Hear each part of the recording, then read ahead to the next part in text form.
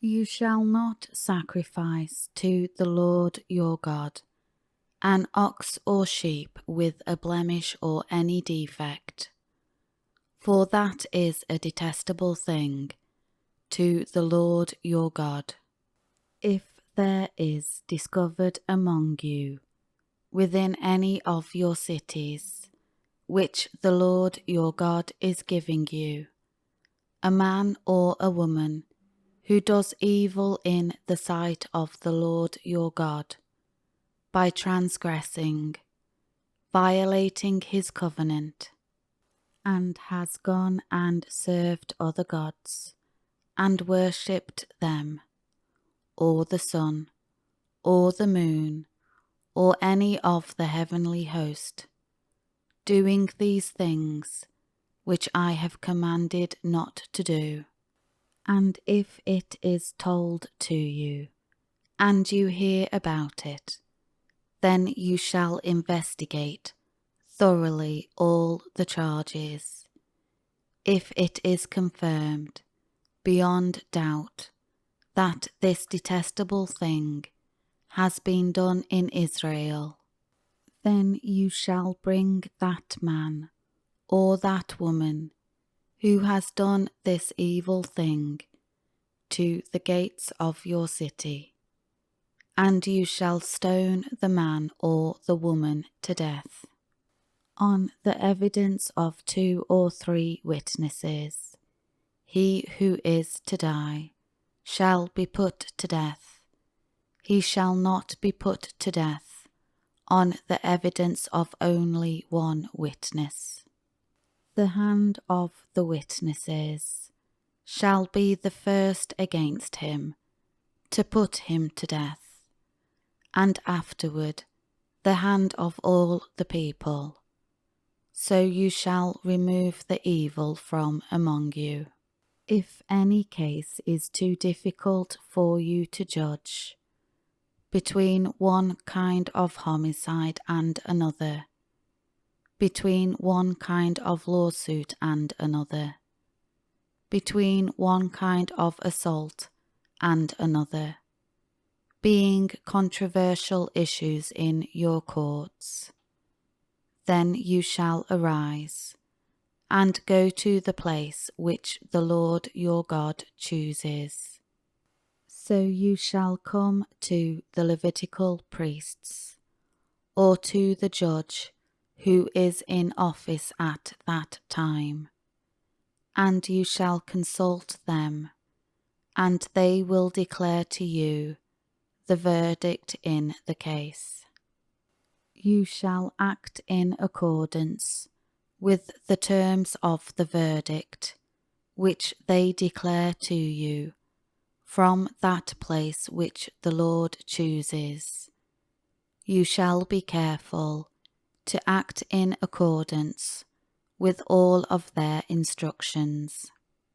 You shall act in accordance with the law which they teach you, and the judgment which they tell you. You shall not turn aside from their verdict, to the right or to the left. The man who acts presumptuously and insolently by not listening to the priest, who stands there to serve the Lord your God, nor to the judge, that man shall die. So you shall remove the evil from Israel. Then all the people will hear and be afraid, and will not act presumptuously again. When you enter the land which the Lord your God is giving you, and you take possession of it, and live there, and you say, I will set a king over me, like all the nations who are around me. You shall most certainly set a king over you, whom the Lord your God chooses. You shall set a king over you from among your countrymen, brothers. You may not choose a foreigner to rule over you, who is not your countryman. Further, he shall not acquire many war horses for himself, nor make the people return to Egypt, in order to acquire horses, to expand his military power, since the Lord said to you, "You shall never return that way again." He shall not acquire multiple wives for himself, or else his heart will turn away from God. Nor for the same reason shall he acquire great amounts of silver and gold.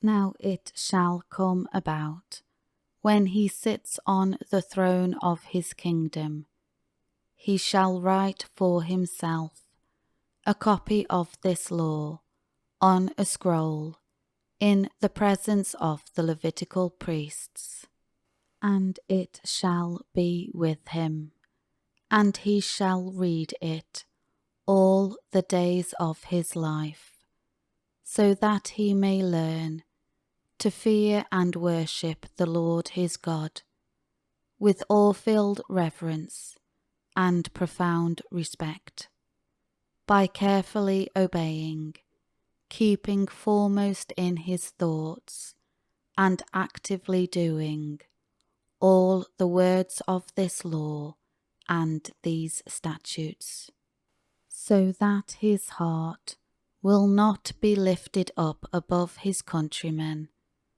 by a false sense of self-importance and self-reliance, and that he will not turn away, deviate from the commandment, to the right or to the left, so that he and his sons may continue to reign for a long time in his kingdom in Israel.